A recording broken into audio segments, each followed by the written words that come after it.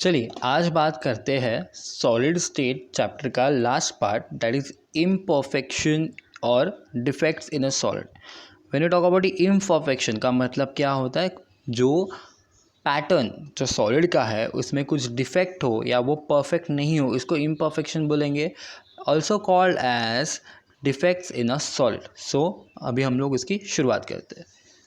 सो ये आपको दिख रहा है, ये क्या है, सॉलिड।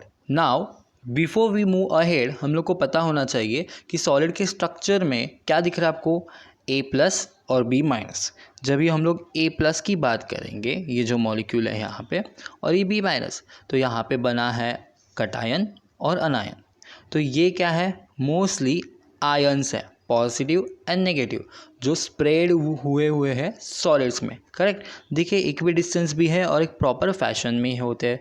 करेक्ट, तो अभी हम लोग बात करेंगे इम्परफेक्शन के बारे में। तो आपको ये पता होना चाहिए कि रेगुलर स्ट्रक्चर कैसा है, कि उसमें अनायन और कटायन ऐसे अरेंज हो जाएंगे। करेक्ट, सो अगर हम लोग देखेंगे डिफेक्ट, तो देखो अभी यहाँ पे देखो इस स्ट्रक्चर में और इस स्ट्रक्चर में क्या आपको डिफरेंस लग रहा है। In this structure the atoms are empty, यहाँ पे क्या है, एम्प्टी स्पेसेस है। इसका मतलब यहाँ से कटायन या फिर अनायन ये क्या हो गए हैं, चले गए हैं। और ये चले जाने के बाद ये जो प्लेस है इसको हम लोग बोलेंगे whole.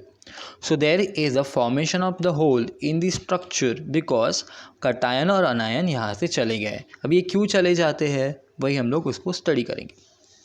So now imperfection 3 type के होते हैं, stoichiometry, non stoichiometry and impurity के इसके रहते हैं। Defects in solid depends on that positive और नेगेटिव चार्ज हाउ रिवॉल्व, कैसे वो यहाँ से चला जाएगा, और सॉलिड में डिफेक्ट्स कैसे आते हैं इसके डिपेंड में 3 प्रकार होते हैं। स्टोइशियोमेट्री, आपने ये तो वर्ड सुना होगा स्टोइशियोमेट्री कोएफिशिएंट करके। जब भी हम लोग रिएक्शन को बैलेंस करते हैं तभी उसके आगे जो नंबर डालते हैं उसको स्टोइशियोमेट्री करते हैं। मतलब एटम्स क्या होने चाहिए, प्रॉपर अमाउंट में होने चाहिए, प्रॉपर नंबर में होने चाहिए, उसको स्टोइशियोमेट्री बोलेंगे। When you talk about non stoichiometry, मतलब क्या हो गया, वर्ड से ही पता चलना चाहिए कि जो नंबर है एटम्स और सॉलिड के वो प्रॉपर नहीं है। और इम्प्योरिटी मतलब कोई दूसरा एटम आके इसकी जगह ले रहा है तो उसको बोलेंगे इम्प्योरिटी। चलो लेट्स स्टार्ट और let's begin with the impurities thing. So क्या है, stoichiometry, non stoichiometry and the impurity. हम लोग को ये स्ट्रक्चर याद रखना चाहिए कि यहाँ से कटायन और अनायन निकल गए हैं। So when you talk about the stoichiometry आपको क्या याद आना चाहिए, there is a no difference in the formula. Difference नहीं है फॉर्मूले में, क्यों नहीं है, just take example of this. ये सोडियम है और ये क्लोरीन, तो ये क्या है, NaCl का स्ट्रक्चर है। डिफेक्ट होने के बाद भी there is no change in the mass, क्यों नहीं है, लेट्स सी। ओके, ये फॉर्मूला किसका था, NaCl का था, Na+Cl-, और इनका रेशो क्या है, 1:1, दैट इज़ मोर इम्पॉर्टेंट। तो there is no difference in formula because इनका रेशो क्या है, 1:1, मतलब जितने सोडियम है पॉजिटिव आयन है उतने ही क्लोरीन आयन पॉजिटिव है। मतलब यहाँ पे अगर हम लोग नोटिस करेंगे यहाँ का और यहाँ का, तो यहाँ पे क्या था, सोडियम था। अगर यहाँ का आइटम देखेंगे, यहाँ पे देखेंगे तो क्लोरीन था। मतलब डिफेक्ट होने के बाद एक सोडियम चला गया और एक क्लोरीन चला गया, मतलब they are into race to 1:1। तो there is no defect in the stoichiometry. Okay, now as we move head हमें लगता है no difference in the formula, जो हम लोग यहाँ पे पढ़ेंगे। तो यहाँ पे क्या है, let's see here in Na और Cl में दोनों Na एक गया, Cl एक चला गया, तो इसलिए देर इज़ नो डिफेक्ट्स। और डिफेक्ट नहीं है तो डिफरेंस भी फॉर्मूला में नहीं पाया जाएगा। इसका मतलब ये क्या हो गया, बैलेंस हो गया। स्टोइशियोमेट्री मतलब क्या, जितना अमाउंट यहाँ पे है बिफोर डिफेक्ट उतना ही अमाउंट कहाँ होना चाहिए, आफ्टर डिफेक्ट होना चाहिए। अगर उसका अमाउंट सेम है तो उसको बोलेंगे स्टोइशियोमेट्रिक डिफेक्ट। ओके, आगे बढ़ते हैं नॉन स्टोइकियोमेट्री डिफेक्ट के बारे में। जब भी हम लोग नॉन स्टोइकियोमेट्री डिफेक्ट पढ़ते हैं तो हमें याद होना चाहिए कि जब भी हम लोग बात करेंगे FeO की, ठीक है, जब भी डिफेक्ट होगा तो उसके अंदर कटायन होंगे और अनायन होंगे। करेक्ट, पॉजिटिव चार्ज होगा और नेगेटिव चार्ज होगा। बट जब भी डिफेक्ट होने के बाद उनका रेशो ही चेंज हो जाता है। यू कैन सी Fe में क्या चेंज हो गया था, जब 1 था अभी हो गया 0.95, मतलब Fe के आयंस वहाँ से चले गए हैं, कटायंस चले गए हैं, ऑक्सीजन जैसे के जैसा है। तो यहाँ पे क्या हो रहा है, जब भी कटायन और अनायन का रेशो सेम नहीं होगा तभी उसको क्या बोलेंगे, नॉन स्टोइशियोमेट्री डिफेक्ट। तो नॉन स्टोइशियोमेट्री डिफेक्ट क्या होता है, जब भी कटायन और अनायन का रेशो सेम नहीं होता। अगर हम लोग बात करेंगे स्टोइशियोमेट्री डिफेक्ट के बारे में, स्टोइशियोमेट्री डिफेक्ट 2 टाइप का होता है। First that is a Schottky defect and Frenkel defect. क्या है, Schottky defect and Frenkel defect. Okay, ये 2 टाइप के होते हैं। किसके ऊपर डिपेंड रहते हैं, देखिए NaCl में क्या है, NaCl में क्या है, दोनों की दोनों सेम है रेशो, Cl इसमें भी क्या है, सेम है रेशो, सिर्फ क्या हो गया, डिफेक्ट यहाँ पे प्रोड्यूस हो गया। Okay, so let's see Schottky defect क्या होता है। Okay, you can see there are 2 atoms are missing from the whole pattern, correct. Positive भी हो सकता है, नेगेटिव भी हो सकता है, लेकिन हम लोग को पता है कि स्टोइक्यू डिफेक्ट कहाँ पे आता है, स्टोइशियोमेट्री में आता है। तो बैलेंस क्या होना चाहिए, एटम्स निकल जाने के बाद भी बैलेंस होने चाहिए रेशोज़ में, ये आपको याद रखना है। जब भी हम लोग बात करेंगे स्टोइक्योमेट्री डिफेक्ट के बारे में, तो हमको याद रखना है कटायन और अनायन सेम रहेंगे। तो कटायन अनायन मिसिंग होने के बावजूद भी सेम है, बिकॉज यहाँ से समझो A गया और यहाँ से B गया, तो एक ही पैटर्न में से A भी जा रहा है और B भी जा रहा है, तो दोनों को बैलेंस हो जाएगा। तो that is called Schottky stoichiometry defect. Okay, इसको ही बोलते हैं Schottky defect. Okay, according to nomenclature. Schottky defect में क्या देखा हम लोग ने, कटायन और अनायन मिसिंग होते हैं। अभी कटायन और अनायन मिसिंग होने के 2 केसेस है। फर्स्ट केसेस क्या है, फर्स्ट केसेस हम लोग देखेंगे, अगर A+ मतलब कटायन ज़्यादा होगा अनायन से, तो पूरी सॉलिड में पॉजिटिव चार्ज रहेगा, लेकिन वही में अगर नेगेटिव चार्ज ज़्यादा रहेगा अनायन से, तो पूरे इसमें नेगेटिव चार्ज रहेगा। तो this are the 2 cases which is found that Schottky defect. तो हमको याद रखना है, कटायन अनायन मिसिंग रहेंगे तो स्कॉटकी डिफेक्ट होगा। और पूरे सॉलिड के ऊपर पॉजिटिव और नेगेटिव चार्ज डिपेंड होगा कि नहीं होगा, किसके ऊपर होगा वो चीज़, अनायन ज़्यादा है कि कटायन ज़्यादा है, उसको बोलेंगे Schottky defect. Example, Schottky defect हमेशा हाई कोऑर्डिनेशन नंबर में ही पाया जाता है। What you mean by high coordination number? Coordination number मतलब होता है सेंट्रल एटम कितने ज़्यादा एटम से घिरा हुआ है, उसको बोलते हैं कोऑर्डिनेशन नंबर। ओके, तो स्कॉटकी डिफेक्ट किसके ऊपर डिपेंड होता है, हाई कोऑर्डिनेशन नंबर के ऊपर डिपेंड होता है। स्कॉटकी डिफेक्ट सेकेंड इसमें डिपेंड होता है small difference in the size of the cation अनायन। Almost cation अनायन का अगर साइज सेम हो तो वहाँ पे स्कॉटकी डिफेक्ट पाया जाता है। यहाँ पे देखो, ये वाला शेप और ये वाला शेप ऑलमोस्ट रिजेबल है। In case of sodium and chlorine, जो ये एटम्स है उनका साइज़ इतना ज़्यादा डिफरेंस नहीं है, मैटर नहीं करता इतना ज़्यादा, तो वो कौन सा इफेक्ट शो करेंगे, स्कॉटकी डिफेक्ट शो करेंगे। अभी आपको ये पता है, हम लोग ने वॉइड स्पेसेस पढ़ा था, राइट। वॉइड मतलब क्या, जहाँ यहाँ पे बीच में जितनी जगह होगी उसके अकॉर्डिंग टू एटम्स यहाँ पे क्या होंगे, बैठेंगे। तो सेम ये भी इसके ऊपर डिपेंड है। नाउ स्कॉटकी डिफेक्ट का एग्जाम्पल किसमें पाया जाता है, NaCl, KCl, CHCl, ये आपको याद रखने हैं। Okay, so let's talk about this Schottky defect का डेंसिटी किसके ऊपर डिपेंड होता है।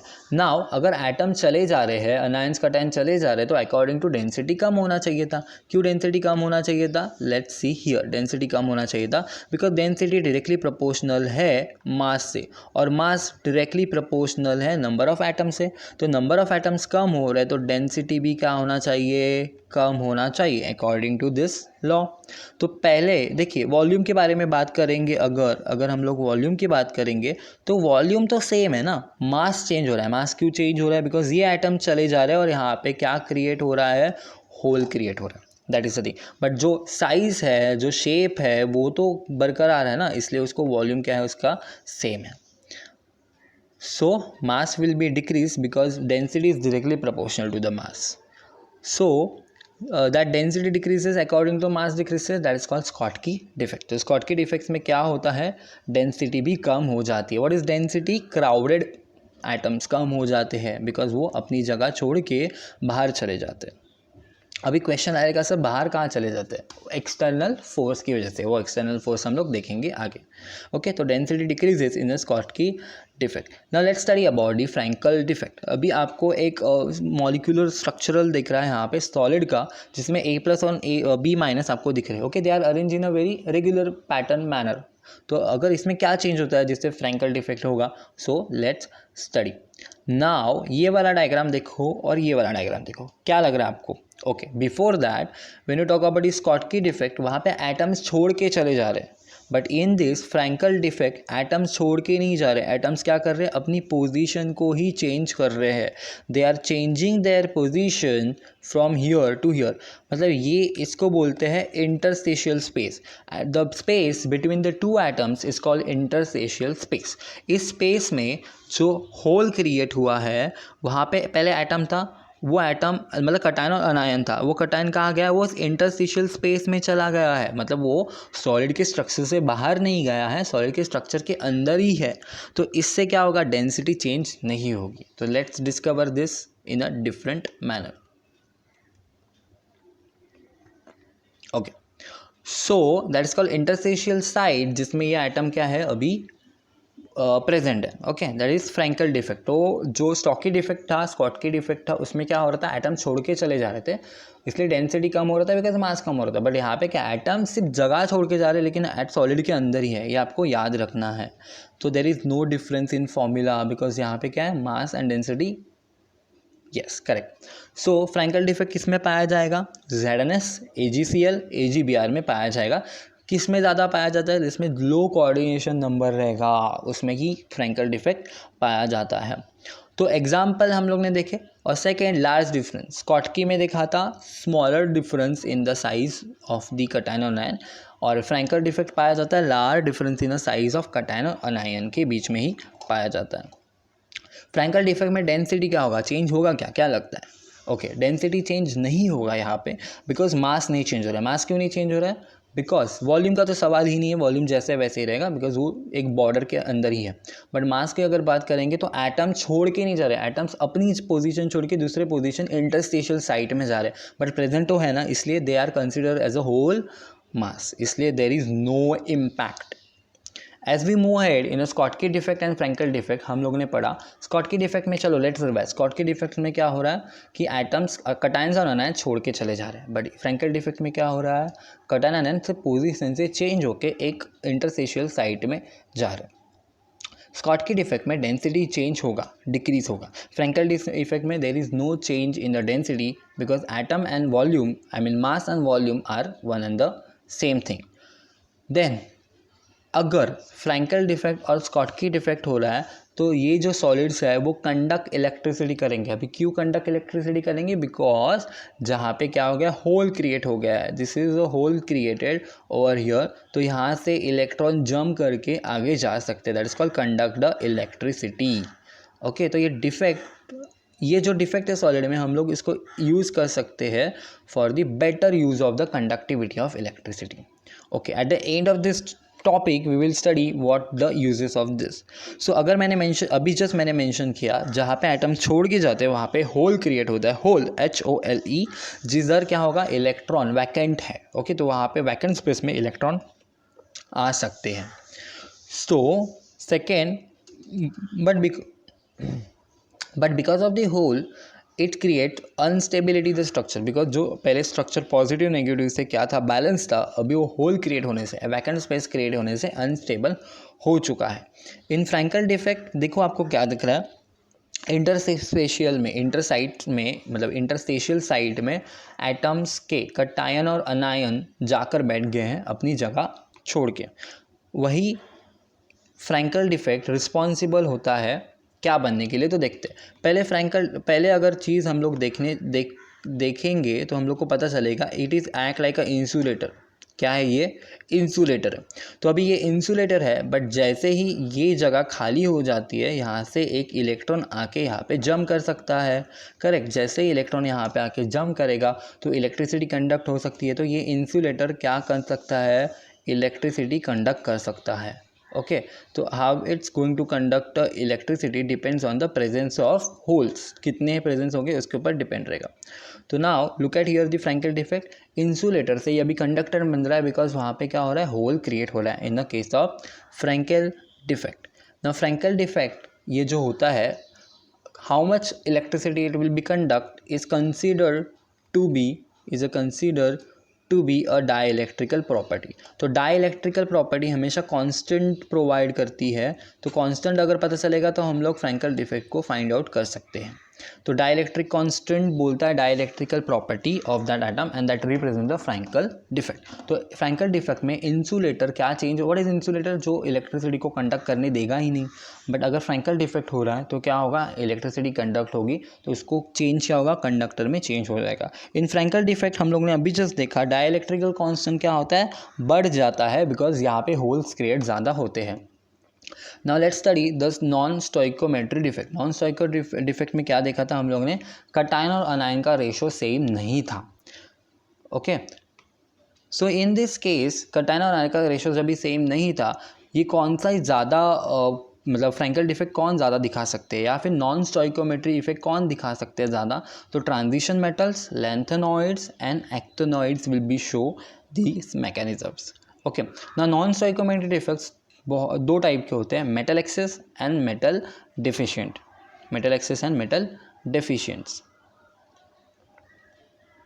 Now metal excess, what is metal, metal is a sodium. Sodium क्या होगा, what is a metal tendency, metal has a tendency to lose the electron, और electron lose करके वो क्या बनाएगा, कटायन बनाएगा।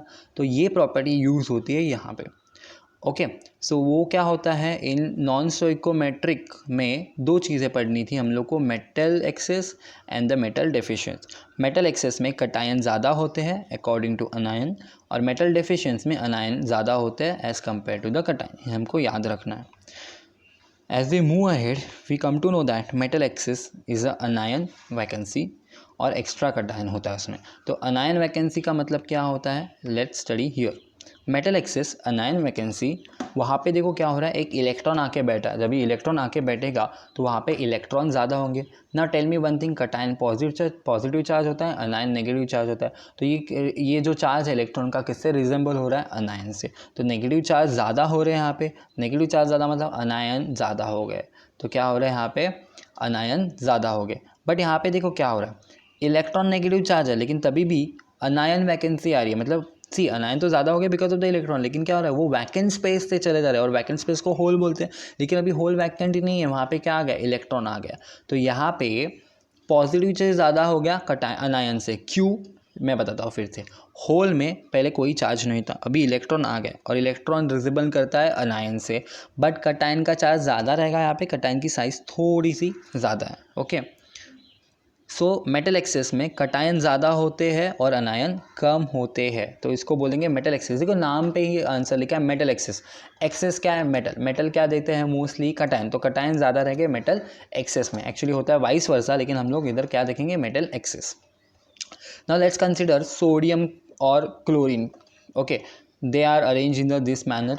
सो मुझे एक बात बोलो, इलेक्ट्रॉन तो हमने बोल दिया, इलेक्ट्रॉन आ गए यहाँ पे होल पे, लेकिन इलेक्ट्रॉन आएगा कहाँ से, तो लेट्स कंसिडर दैट केस कि इलेक्ट्रॉन कहाँ से आता है। If this solid that is crystal of the sodium NaCl is kept in a sodium vapour, okay, आपको नीचे दिख रहा है सोडियम वेपर लिखा हुआ, अगर रखेंगे तो सोडियम क्या करता है, देखो अगर सोडियम वेपर पे रखेंगे, एक सेकेंड, तो सोडियम वेपर रहेंगे तो सोडियम क्या प्रोड्यूस करेगा, पॉजिटिव चार्ज और इलेक्ट्रॉन देगा। ओके, तो ये जो इलेक्ट्रॉन है, ये इलेक्ट्रॉन जो सोडियम है, सोडियम क्या करेगा, एक यहाँ पे जो Cl है उसको लेके जाएगा, यहाँ पे दिखा है, और अभी ये इलेक्ट्रॉन बचा है ना, तो ये इलेक्ट्रॉन यहाँ पे एंटर करेगा। करेक्ट, तो यहाँ पे क्या हो रहा है, because of the sodium vapour, sodium brings a electron towards that hole. Okay, जो सोडियम वेपर कंडीशन में ही क्या होगा, ये चीज़ें होंगी। अभी ये जो इलेक्ट्रॉन वहाँ पे बैठ गया उसको बोलते हैं एफ सेंटर, और एफ सेंटर रिस्पॉन्सिबल होता है लाइट रेडिएशन में। कैसे, तो यहाँ पे देखते हैं, एफ सेंटर में जो इलेक्ट्रॉन होगा वो क्या करेगा, जो भी एब्जॉर्ब होगा वाइट लाइट करेगा और उसको रिफ्लेक्ट करेगा according to the its capacity. Okay, तो ये यहाँ पे सोडियम वेपर के प्रेजेंस में सोडियम क्लोराइड क्या बन रहा है, यहाँ पे रिफ्लेक्ट, येलो लाइट रिफ्लेक्ट कर रहा है। ओके, तो इन केस सोडियम क्लोराइड अगर सोडियम वेपर में रखेंगे तो येलो कलर का दिखाई देगा। लिथियम क्लोराइड अगर लिथियम वेपर में रखेंगे, वेपर का मतलब क्या है पता है आपको, वेपर मतलब सिंगल वो मॉलिक्यूल रहेगा, करेक्ट, उसमें रखेंगे तो पिंक कलर देगा। KCl के में रखेंगे तो वो वायलेट कलरेशन देगा। ये किसके ऊपर रिस्पॉन्सिबल है, F सेंटर पे रिस्पॉन्सिबल है।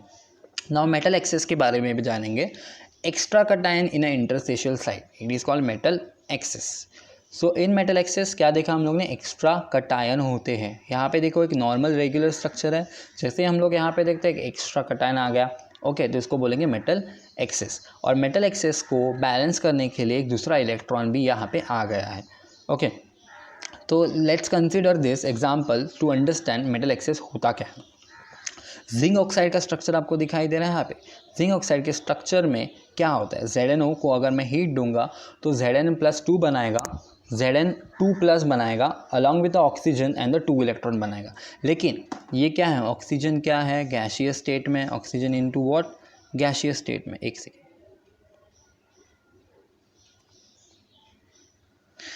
ओके, जो ये ऑक्सीजन और गैसियस स्टेट में है तो ऑक्सीजन क्या होगा, चला जाएगा, इवेपोरेट हो जाएगा। तो बचे क्या, जिंक एंड 2 इलेक्ट्रॉन, बचे क्या, zinc and 2 electron.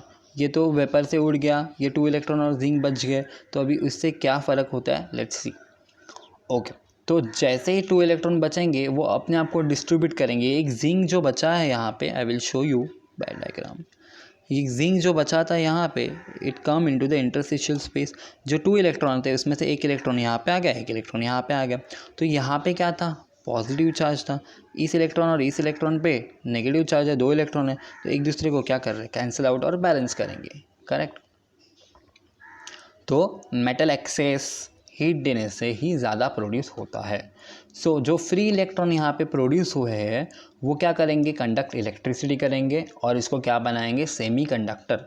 In earlier defects we have seen that insulator बन जाता है कंडक्टर, बट यहाँ पे क्या बन रहा है, सेमी कंडक्टर, बिकॉज इलेक्ट्रॉन आ गए वहाँ पे, करेक्ट। वहाँ पे होल थे, यहाँ पे क्या इलेक्ट्रॉन आ गए, इसलिए इसको सेमी कंडक्टर बोलेंगे। एंड सेमी कंडक्टर का एप्लीकेशन बहुत ज़्यादा है। तो इंसुलेटर के बीच का और कंडक्टर के बीच का जो भी प्रॉपर्टी होता है उसको हम लोग सेमी कंडक्टर बोलते हैं। इंसुलेटर और semi conductor, I mean like insulator and conductor के बीच को सेमी कंडक्टर बोलते हैं, और उसका जो एग्जाम्पल है वो जिंक ऑक्साइड है, okay. So after giving the heat the zinc will dissociate into the zinc and the oxygen, then oxygen get evaporated and the zinc and electron get accommodated into that solid state. उसके अंदर रहने के बाद ही क्या होगा, defect produce होगा। So zinc oxide में देखो, ये जो मैंने अभी बोला इंग्लिश में वही इसका डायग्रामेटिक रिप्रेजेंटेशन बोला है यहाँ पे। पहले क्या था, देयर इज़ नो चेंज, जैसे हीट दिया वैसे क्या आ गया, 2 electron and zinc interstitial space में आ गया। तो ये डिफेक्ट प्रोड्यूस हुआ ना, क्योंकि व्हाट इज डिफेक्ट, जो रेगुलर पैटर्न था वो ब्रेक हो गया। Now metal deficiency, the word itself tell you that metal deficiency, कुछ तो लैकिंग है यहाँ पे, क्या है।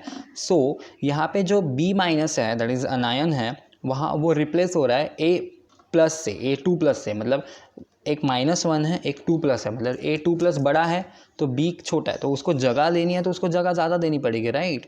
तो यहाँ पे देखो क्या हो रहा है, अगर A2+ को स्ट्रक्चर में बैठना है तो उसको 2 जगह बनानी पड़ेगी, तो जो होल बनाने पड़ेंगे उस दोनों होल में से एक ही होल में बैठेगा, करेक्ट। ये 2 देखो, A के ऊपर चार्ज क्या है, +2 चार्ज है, ये तो 2 छोटे छोटे A+ है, उनको रिप्लेस करना पड़ेगा 2 से, तो ही +2 चार्ज होगा। इसलिए यहाँ से 2 जो थे A+ थे वो चले गए।